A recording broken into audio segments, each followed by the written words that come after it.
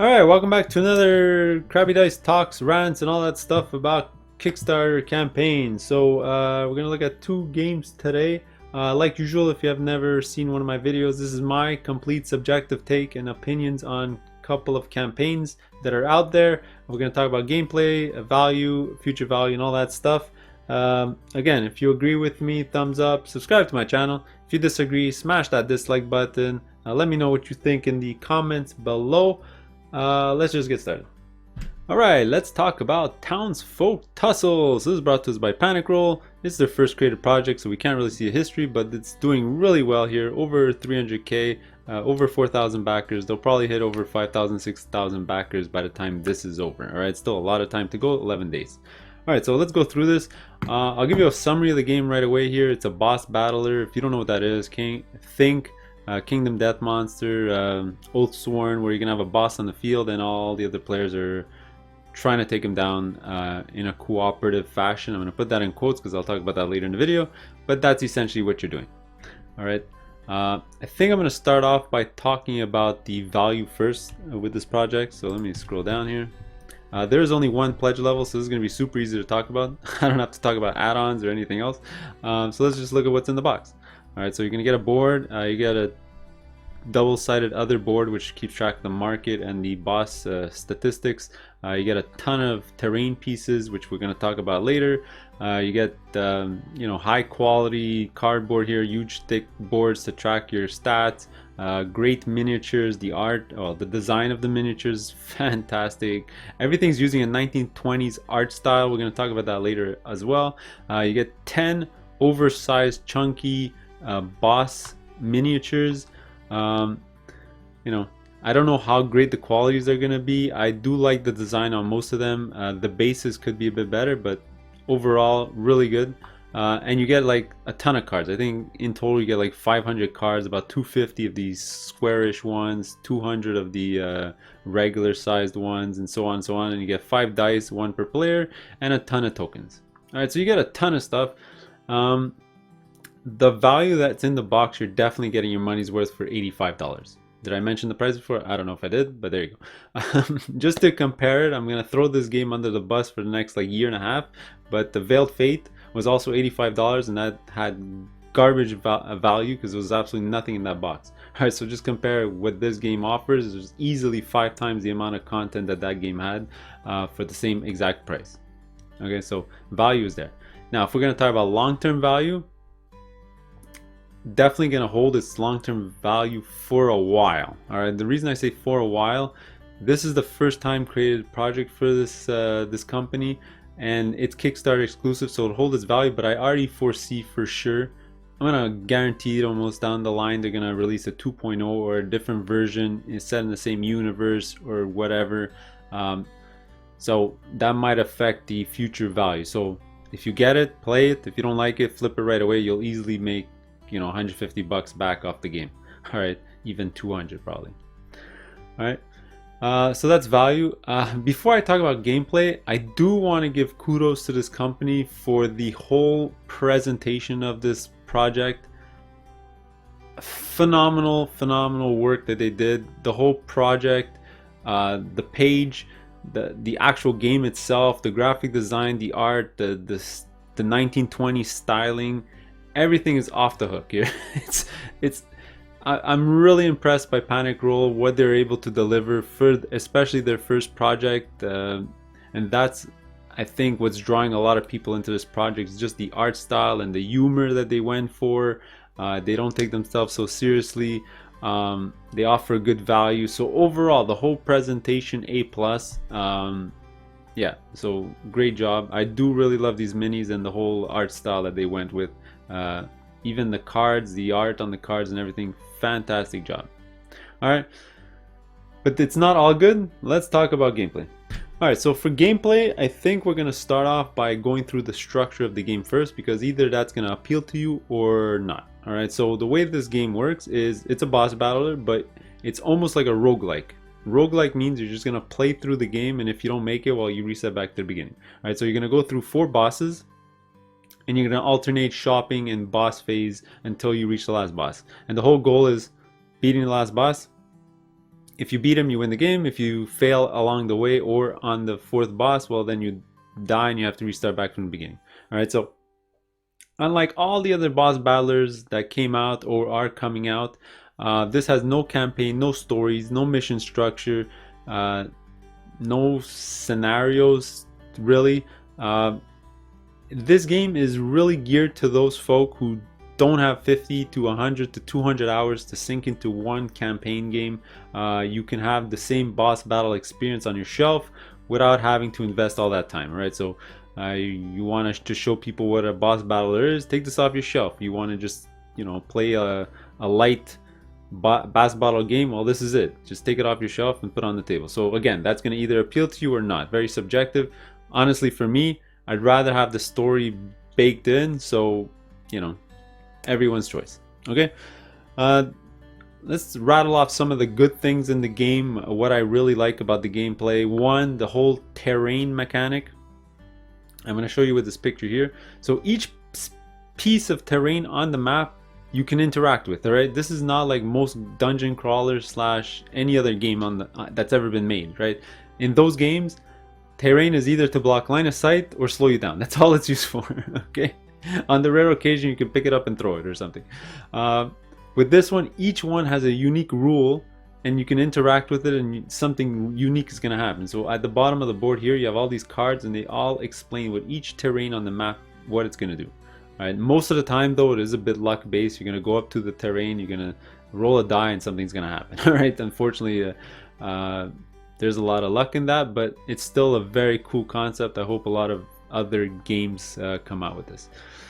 The other cool part that I want to mention is the whole item deck in the game. Right, first of all, you get a ton of item cards. I think at this point there's 180 to 200 cards. You can go down into the comments and check, and throughout a game you're only going to see 40 to 50 of these cards. All right, so each time you play, not only are you going to see new things, because you're going to have to play like 4 or 5 times just to see the whole deck entirely anyway, but the combination of gear and items that you're going to see is going to be completely different. So you're going to gear out your characters different every single time. Now that being said, that can be also a negative because some items work better with other items and characters, so it's completely random sort of what's going to happen. Either you're going to have a super awesome gear that works together and you're going to breeze through the game, like some of the reviewers already mentioned that the game was too easy because of the gear that they got, or it's going to be really hard because, like other reviewers mentioned, nothing worked together and they weren't really good gears, so they were getting slaughtered as they go, right? So there's a lot of luck in that too, and that's sort of a theme that carries out through this my analysis here. There is a lot of luck in the game, you know, because one of the things I don't like in the game is the events that you have to encounter in every shopping phase. When you start a shopping phase, you draw a random event. It can be something super random, either super beneficial or super detrimental here. You can have something that, you know, skips your shopping phase. You can get something that gives you a free item. It's super random, right? So if you're playing through 4 bosses and you get 4 good events in a row, you're gonna have a good time. If you get 4 bad ones in a row, you're gonna die easy. You know, it's just the way it's gonna go. Okay. All right, just a couple of points here and then we'll move on to the next one. So the first one that really turned me off a bit on the game is that there's, for some odd reason, there's take that cards in the game. All right, just to make this quick, I don't know why there would be take that cards in a co-op game. Maybe it fits into the universe. Somebody in the comments can let me know why this is the case. It doesn't make sense to me. If I had this game, I would toss those back into the box and never play with them. All right, so let's put that on the side. All right, the second thing is sort of a two-parter. I want to talk about first the sort of combat mechanism. This is using a 100% D10 system, which means for everything you do in this game, no matter what it is, you're just rolling a D10 and comparing it to a target or a range, because depending if you're fighting activating a terrain or something, it could be a range. But you're finding your target number. Let's say you're actually 7, you need to roll over 7 when attacking somebody. Like, throughout the game, if the game lasts 2 hours, 3 hours, 4 hours, you're just rolling that D10 every single time and just comparing it to your target system, and that's it. That's pretty much the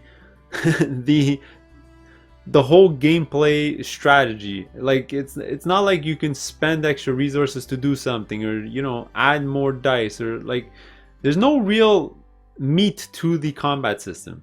All right, and I think it's lacking a lot of strategy there. I know a lot of the reviewers saying, "Oh, there's so much strategy in this game." I don't see it at all, at all, at all. I think this is like my first battle system. It's very simple. You move up, you roll your d10, see if you hit, you move on. All right. It's the second thing that I really want to talk about that sort of ties with the combat system is the whole. I don't know how to say this properly, but the whole player escalation throughout the game. I think it's lacking a little bit. All right, most games, RPG style games, or even roguelikes, whatever, there's sort of like an XP system, or a unlocking power system, or a tech tree system, or something. Your person is getting stronger as you go. In this game, your power is 100% tied to your items. All right. That's why I was saying before, if you don't pick up good items, your character is gonna suck. If you pick up amazing items, that work well together, your guy's gonna be overpowered. All right, there's nothing you're unlocking from your character at all. All right, like it's just get money, get items, fight a boss. Get money, get items, fight a boss. Personally, to me, that's a bit lacking. Like there's not even a way to raise the die. Like I'll give you an example. Some super simple game like Valor and Villainy even does this better, where like at the beginning of the game you're rolling like 3 dice for a melee attack, 3 white dice, which is garbage, you're never gonna hit. But then by the end of the game you're rolling like 6 red dice and 2 yellow dice, and you're dealing like 400 damage or something.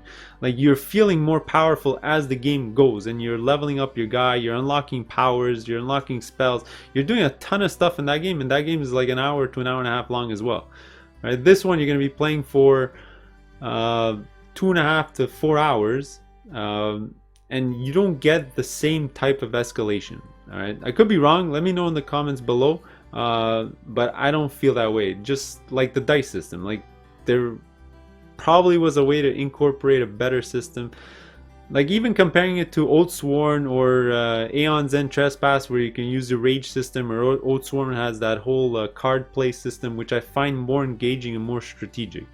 All right, well, that being said though, I'm gonna cut it off here. Let me know below if you're excited, if you're backing this. Still, Panic Roll did a fantastic job. Even though I had a couple of issues with the game, I'm not gonna back it personally, but I'll look forward to their next project for sure, if they're able to deliver this one. They look like a company that's for sure on the rise, so that's good for them. Let's go to the next one. Alright, the next one we're going to take a look at today is Dire Alliance Horror. So this is a sort of weird campaign. It is a miniatures line, but you can also get a board game that uses the miniatures in the miniatures line. Alright, so very unique concept. I don't think I've ever seen another campaign on any platform that sort of sold their product this way. But this is what Blacklist decided to do. So let's look at the campaign and the value. But actually, before I start, what I'm going to say is if you are playing an RPG in the horror gothic genre or theme, definitely get these minis. Even if you're not interested in the game, just get the minis. $70 for over 120 minis plus a gigantic glob. They're really nice minis. You're definitely getting your money's worth there. All right, but I'm gonna look at this through the eyes of a board gamer and not an RPGer, so keep that in mind as I go down. All right, so the first thing we're going to talk about is the gameplay, because this is going to be super easy, super fast. So there's two game modes in the box. One is the battle mode, and all you really need to know is it's an iteration evolution of Undaunted and War Chest.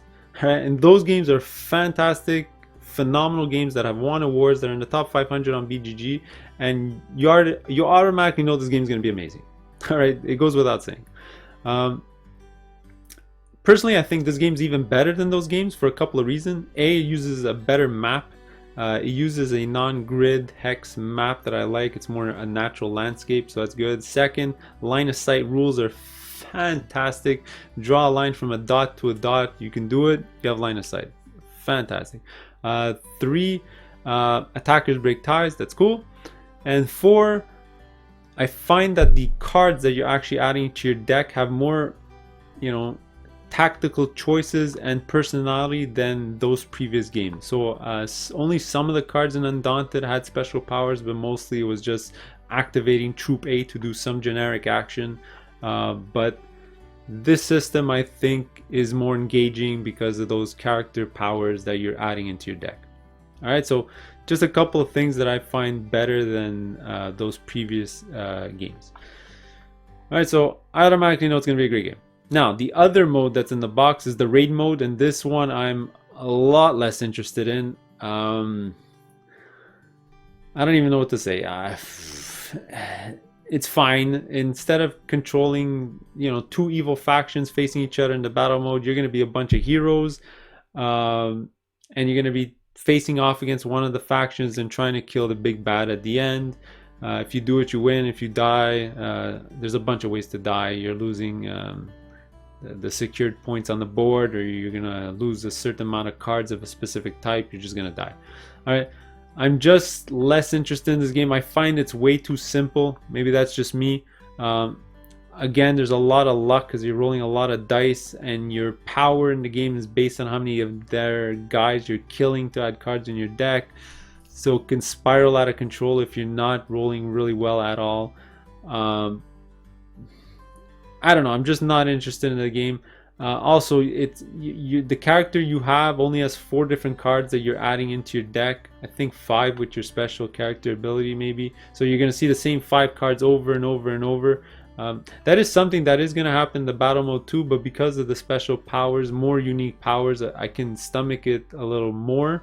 But in this one, as the hero, you're going to see the same 4 cards like almost every single time. All right. So less interested in the raid mode, but you know what? I can think of it as just an add-on to the amazing battle mode, and you should think of it that way as well. All right, so let's look at the value now. All right, so let's look at the value overall here. So there's 2 things to look at. There's only 2 pledge levels. There's the $50 pledge level, which is just the game. All right, and then there's the 109 that has the miniatures with the game, and then there's some add-ons that we'll take a look at after, because there's some add-ons that I think are garbage and other ones that I think are mandatory. All right, so let's look at the base game. $50. What do you get? You get about 250 cards, 6-player boards, a game board, a bag, 13 custom dice, and a bunch of tokens. All right, that on its own, all right, without looking at the unlocks, I would say it's pretty bad value. All right, but what's bringing it back are all the unlocks, all the stretch goals, everything's Kickstarter exclusive, and it's becoming much more worth it. Right now you're getting an extra faction. They're about to unlock another faction, more heroes, more leaders, more minions.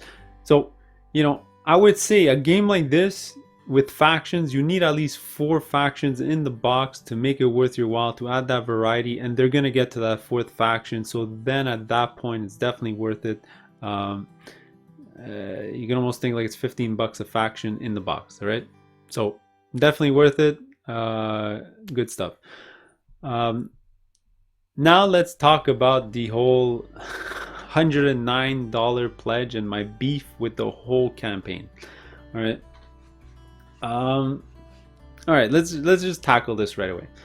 I think my biggest beef in this campaign is that you can't just get the minis that you need for the board game. You have to get this whole minis line and pay more for it, because there's a lot more minis in this box than you'll actually ever need in the game. All right, case in point, when you're playing the 1v1 battle game, you're never going to need more than 1 caretaker, more than 1 bearer, more than 1 experimenter, more than 1 butcher. You'll probably need the gravestones. You'll never need more than 1 imperial. So if I'm interested in just the battle mode and minis, I need to spend $109. That's insane. I don't want to do that. It's way too much, and if I have to choose between a game that things that it's going to be complete and stuff, another game that I'm interested in but I'm going to get a bunch of extra crap that I'm never going to use, I'm just not going to get that game, right? I'd rather have them created even a $70 version of this game with the minis, the 20 to 30 minis that I actually need in the base game, and then I would have probably backed it. But the way it is now, I got to spend an extra $40 for a bunch of minis that I don't want. Now, I am gonna say that I think one reason that they tacked on this raid mode that doesn't look that interesting was because you can use at most 4 of these minis. So you're not even using all 5, 4, because there's situations where you can sort of spawn more of the same depending on certain things happening in the game. But even then, having 4 of the same on the board at the same time is a rare occurrence, very rare. I would say at most is 2, very rare is even 3, because it is based on you're gonna flip a card over if that character is already on the board while you don't spawn more monsters. So it has to be a super rare case for there to be 3 or even 4 of the same monster on the board. Alright, so even then you're paying for a ton more plastic you're never gonna use. Alright, so even if there's 120 minis, I'm not gonna use even half of these in any game that I'm ever gonna play. Alright, so keep that in mind. So that's one reason I'm not backing it. It's way too expensive for a bunch of plastic I'm never going to use. Now, if you are an RPGer, I already mentioned it before, definitely get it and get the game as well. You're going to use the minis for your game, and you're going to have the minis for your board game. So it's going to be a fantastic deal. Alright.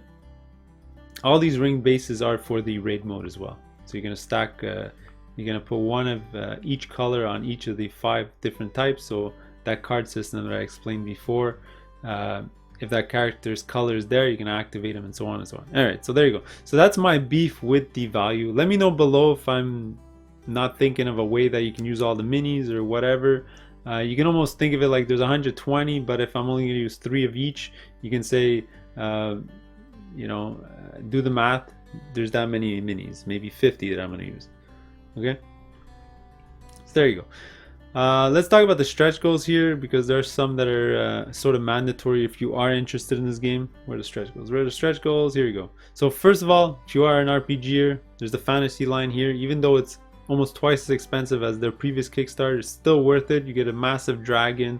It's 125 bucks. You'll get 200 miniatures. Pretty good deal. Now, these extra dice, don't even get them, purely just for the raid mode. If you're playing the battle mode, you give one player the red one, the other player the blue one, everyone's happy. So completely useless.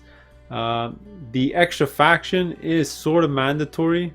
Obviously, I already mentioned it, adds more variety to your game. Battle mode now, if you unlock another one, you're going to be at 5 factions. Definitely worth it. There you go. And of course here you got the minis pack. But like I already said, look, you're gonna need, if in the battle mode, you're gonna have 1 of each of these types, and the 5th one on the bottom right here you can have 5 of, because there can be corpses or whatever. So you're gonna have an extra like 20 minis you're never gonna use by paying 25 bucks, you know. And then finally you get a $5 mini here. This is definitely worth it. Usually these one-off minis cost between 9 and 20 bucks. I'm looking at you, Simon, so just throw this into your pledge and you'll be happy no matter what. All right, so this is what I think of the campaign. I'm not gonna back it because of the high cost and the extra minis that I'm never gonna use, even though I really want this blob. He looks awesome. All right, so those are going to be the games for today. Let me know in the thoughts below which ones you're backing, which ones you're excited for, if you agree or don't agree with me, and we'll see you in the next one. Later.